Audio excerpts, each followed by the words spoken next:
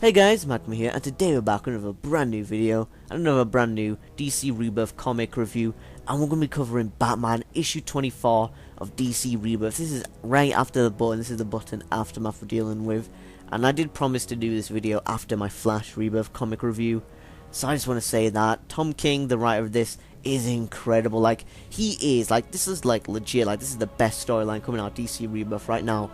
Like, I'm not sure if I would say this, like, overall book is the best thing coming out of DC Rebirth, because you have so many good books, like Flash, you know, you got Superman, you know, you got so many good things coming out of DC Rebirth, but this is, like, really one of, like, this is definitely top 3 on the best things coming out of DC Rebirth. It is, like, incredible. Like, Tom King, the way he writes Batman is just incredible. Like, you look at Batman in other comics in DC Rebirth, because Batman is very oversaturated and everything, but in comics, oh my god, it's like a million. But in Detective Comics, it's okay, you know, it's pretty good, enjoyable.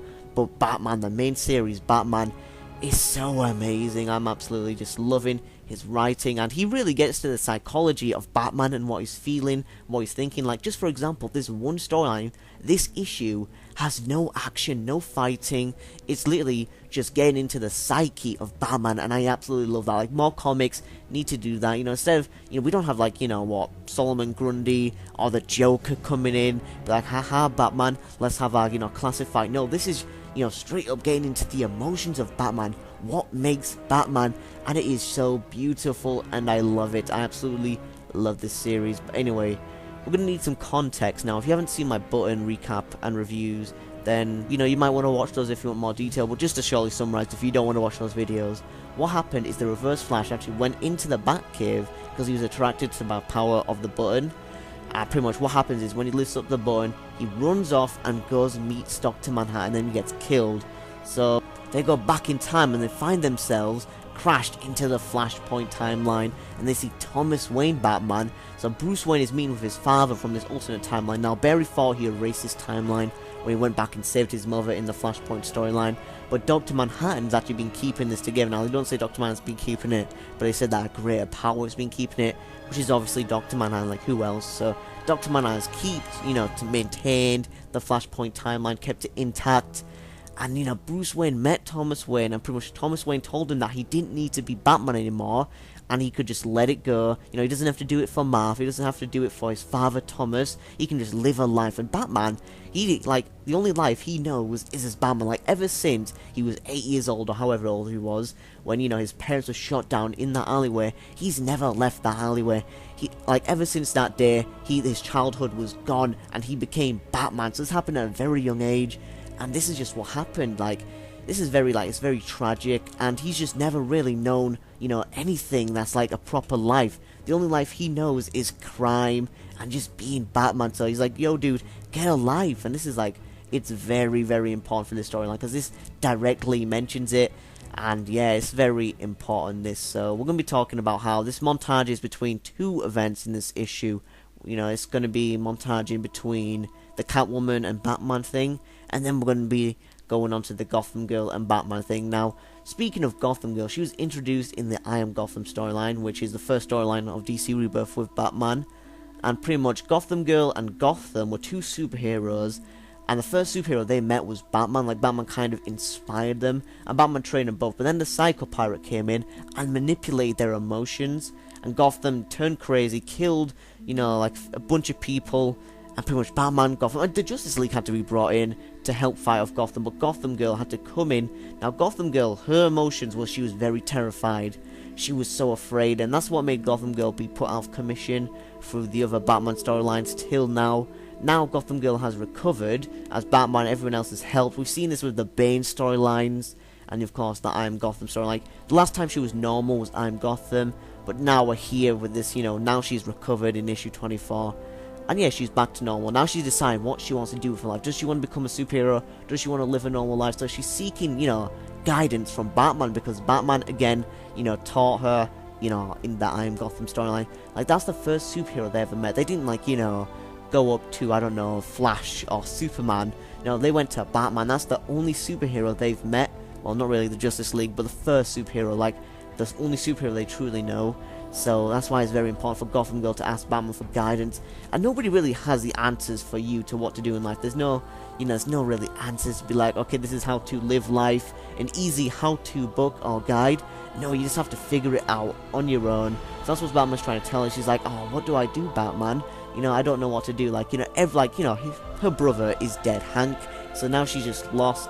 She has the power that she can, use. Now, the thing is with Gotham Girl is her powers, it's a very, it's a crutch position that she's in, because if she uses her power, that means she has a shorter life, but if she doesn't, then she lives a pretty normal life, and she'd get, those years. But the thing is, the more she uses her powers, the more years of her life she loses, but she wants to help people, like, Hank did, her brother. So now she's asking Batman, what should I do? And Batman doesn't have the answers, he doesn't have the answers of, should you be a superhero, or should you not? And she's saying about how, maybe I should be normal. And Batman's like, what's normal? Because again, he never knew normal. Because when his parents were shot in the alleyway, his entire childhood was gone. And as we know, she thinks Batman is not happy doing this, And also, Gotham Girl is just being like, I thought you'd just tell me what to do, to be honest. And she says, you'd be like, Claire, don't be crazy. This life is crazy. Go home, live as long as you can. And then Batman repeats that, saying, yeah, Claire, don't be crazy. This life is crazy, go home, live as long as you can. So Batman, again, doesn't have the answers. And, Gotham Girl is just like, what should I do? And Bruce Wayne tells, Batman, not really Bruce Wayne, but Batman tells Gotham Girl that the reason he's Batman is because he does this to be happy. And this is a big thing. We never knew this.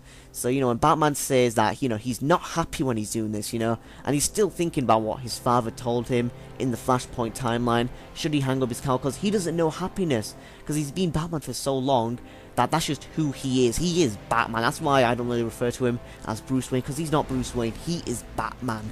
He's 24/7 Batman, and he's trying to be happy while doing this, but he just can't do it. He's just not happy, and that's what makes him afraid. The thing is, Batman, his greatest villain isn't the Joker, no, it is himself. He's just so depressed. He's he doesn't know how to be happy. He tries to be happy, he tries, but he fails. And again, that's why I love Tom King. He is the king of writing Batman, okay? Well, not really Scott Snyder, but he's the king of writing Batman. Definitely the king on DC Rebirth of writing Batman. As there's not really many writers in Batman. Of course, there's only one writer for Batman, but they've got Detective Comics in there. But yeah, he is the king, and this is why I'm saying he's the king of writing Batman in Rebirth. So yeah, he does this to try to be happy, but he fails, and he's still thinking about what Thomas Wayne said. And Gotham Girl decides that she's going to be a superhero, because, yada yada, saving everyone's life. And then Batman says, alright, cool. But then, she's saying that getting scared is normal, doesn't make you insane, because, Batman's talking about how, he feels scared, because he says, I failed because I'm scared, what I've seen, Gotham, him. He says, if you're not scared, if all that doesn't scare me, then I'm insane, and I'm not. I don't want to be insane, so I'm scared. And Gotham's like, being scared is, normal. So we get that talk between Claire and Bruce, and then we cut to the, the night. It's night now. So that was in the day, now we're at night, and we cut back to Catwoman and Batman. And this was the big, moment in this storyline. Pretty much Batman meets up with Catwoman, it's raining in Gotham, they're on the rooftop, and they refer to each other as Cat and Bat. Now, we've seen them, have the bit of a, a romantic relationship, like in Batman Hush, and in a more recent storyline, like the rooftops in DC Rebirth. They've always, they always had a thing for each other, but it's never really worked out. And Batman is talking about how when they first met, it was on the boat, but then she says, oh, it was on the streets. Now, by that, she means Batman, year one, where Bruce is talking about Batman issue 1. So it's very, they're getting two storylines and both getting mixed up on how, what was the first time they met? Was it on the streets in Batman Year 1? Or was it on the boat? Now, on here, Batman says that it was on the boat, and says the diamond you stole, after I got it back, I bought it, I've had it for years. And we can kind of guess where this is going with the diamond, but then she's confused, like, what? And he said that I knew, even at the beginning, I knew I'd need it. I needed it. Just like I need you. And Batman, this is the most bravest thing he's ever done, he's saying about how he's so scared, and he's talking to Selina and saying that how he loves her, And again, this is the bravest thing Batman does when he, you know, proposes to Selina saying, "Marry me, will you marry me?"